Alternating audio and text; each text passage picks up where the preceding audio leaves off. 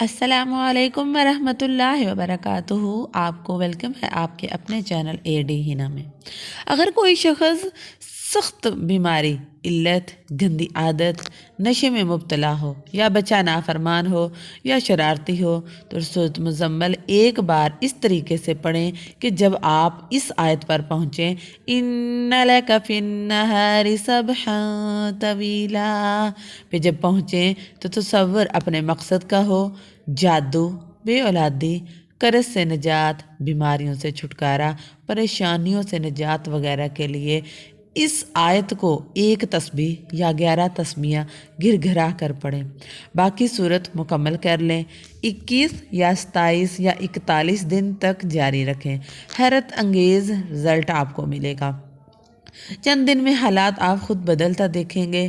بے اولادی ہو، جادو نے زندگی کو باندھا ہوا ہو، شادی میں بندش ہو، یا گھر میں پریشانی ہو، یا کاروبار میں بندش ہو، یا کوئی حاجت جو پوری نہ ہوتی ہو، تو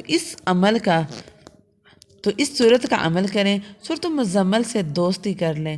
اللہ پاک کی کلام میں سب وظیفے مبارک ہیں۔ ایک بار اس سورۃ مزمل کو اس طریقے سے اپنی زندگی میں شامل کر لیں۔